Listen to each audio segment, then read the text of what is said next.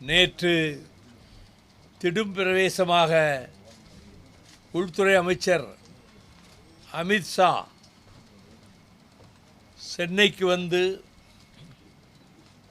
கமலாலயத்துக்கு மாலையிலே சென்று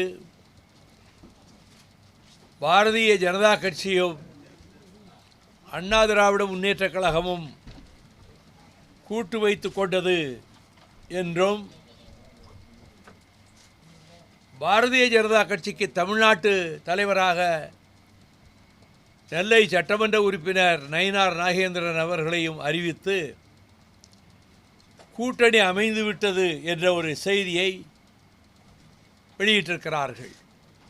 ஆனால் மதிப்பிற்குரிய முன்னாள் முதல்வர் எடப்பாடி பழனிசாமி அவர்கள் எக்காரணத்தை கொண்டும் பாரதிய ஜனதாவோடு நாங்கள் உடன்பாடு வைத்துக் கொள்ள மாட்டோம் என்று அண்மையில் தான் கூறினார். அதற்கு பின்னர் பாரதிய ஜனதா கட்சியினுடைய சில கொள்கைகளை எல்லாம் விமர்சித்து பேசினார்.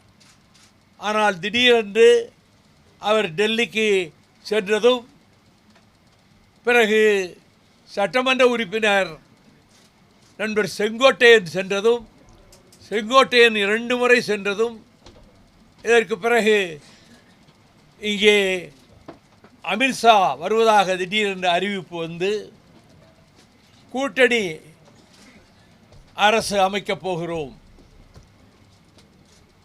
அதிமுக தலைமையில் கூட்டணி என்று அந்த வார்த்தையும் சொன்னார். ஆனால் இந்த அறிவிப்புக்கு முன்னால் மாநில முதல்வராக இருந்த அண்ணா திராவிட முன்னேற்றக் கழகத்தினுடைய பொதுச் செயலாளர் மதிப்புக்குரிய எடப்பாடி பழனிசாமி அவர்கள் ஒரு வார்த்தை பேசவில்லை.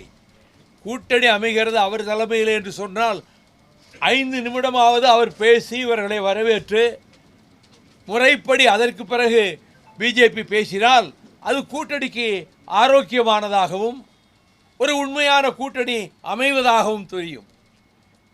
அவர் மௌனசாமி போல பேசாமல் அமைதியாக அமர்ந்துவிட்டு முழுவதையும் அமித்ஷா அவர்களே பேசி சில கேள்விகளுக்கு சொன்ன பதில்களெல்லாம் தமிழ்நாட்டுக்கு சாதகமாக எந்த முடிவையும் அவர் அறிவிக்கவில்லை என்பதையும் இந்த கூட்டணி எக்காரணத்தை முன்னிட்டும் பிஜேபியோடு சேரமாட்டோம் என்று சொன்ன மதிப்புக்குரிய எடப்பாடி பழனிசாமி அவர்கள் இப்பொழுது இப்படி திடீரென்று அவர்கள் முடிவெடுத்து அறிவித்திருப்பதும் இது நிலைக்குமா, இது நீடிக்குமா, அல்லது ஒரு 3-4 மாதத்துக்குள் அவர்களுக்குள்ளே ஒரு கருத்து வேறுபாடு உருவாகி குலையுமா, எதுவுமே தெரியாது.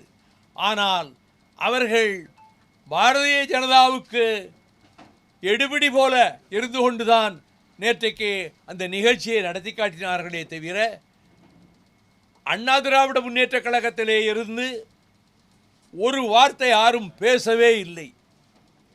ஆகவே இந்த கூட்டணியை பொறுத்தமட்டில் அவர்கள் கூட்டணி நீடித்தாலும் சரி, நீடிக்காவிட்டாலும் சரி, அல்லது யாராவது 1-2 கட்சிகளை இனியும் புதிதாக சேர்த்து கொண்டு அவர்கள் கூட்டணி நாங்கள் பெரிய பலமான கூட்டணி என்று சொன்னாலும் திராவிட முன்னேற்றக் கழகத்தின் தலைமையிலே இருக்கக்கூடிய நம்முடைய கூட்டணி மிகப்பெரிய வெற்றியை பெறும்.